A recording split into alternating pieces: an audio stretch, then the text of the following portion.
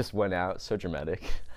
I just sort of addressed the room and I said, like, I know you guys like a couple years ago heard some rumors and whatnot. I just wanted to say like they were all true. I'm Keiynan Lonsdale and I'm a human. I went to a dance high school and most of the guys at my school either identified as gay or bisexual. So it was actually, the majority was sort of, could seem like a safe zone for me. And I knew that I wasn't straight, but I didn't know if I was gay, I didn't know if I was bisexual. I didn't feel comfortable really having that conversation with myself. I was 20 when I came out the first time.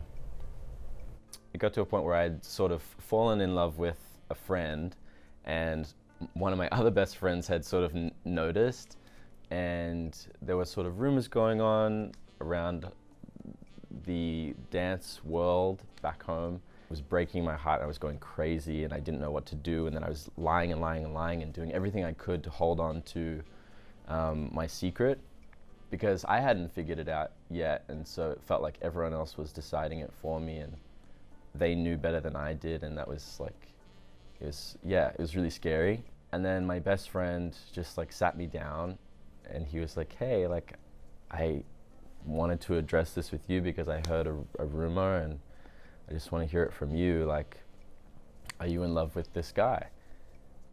And I was like, no. And then I just like, it was like that scene from Get Out. She's like, oh, no. And then I just started bawling, which I think gave it away. And I said to him, like, I'm not ready. I wasn't ready to tell anyone. And he said, like, you don't have to be gay, you don't have to be straight, you don't have to be anything. You can just be Keiynan. That's it.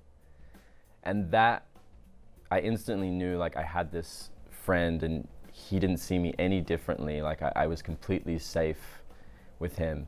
It gave me hope for the future, but I was still so locked into my patterns of thinking. I kept that secret with him for another like year and a half before being completely okay with it. Like, I started seeing a psychiatrist. It was actually really helpful, and he made me excited, not just accept who I was, but he made me like really excited about it. Maybe about a month and a half after I started those sessions, I remember being like at a housewarming party. I just took my two friends like in the room and I was like, guys, they're like, what? I was like, I think I'm gonna come out to everyone right now. They were like, are you sure? Like, and I had been drinking, so they were like, are you sure you're just drunk? And I was like, no, like, I don't know, I'm just ready. Like, something says to do it. And said like, I'm not straight. I don't really label myself as anything. I have been in love with guys and I have been in love with girls, and that's me. And then I just broke down. But it was like it was that exact thing that people say, the weight off your shoulders. It was this crazy thing. And then everyone was so supportive, and some people were extremely shocked, and other people, I think, were just sort of not blasé. They were just like, whatever, like, cool. Reading the script for Love, Simon, and then eventually watching the film, like, you got to see so many different sides of sexuality and that struggle. I felt like while watching it and reading it, I was like, this is this friend, and this one is me, and this is this person, and this is that stranger that I sort of came across, and so many stories are being represented. When I publicly came out, the reaction was really beautiful. I still hear from a lot of kids, like guys, girls, and not just gay or bisexual.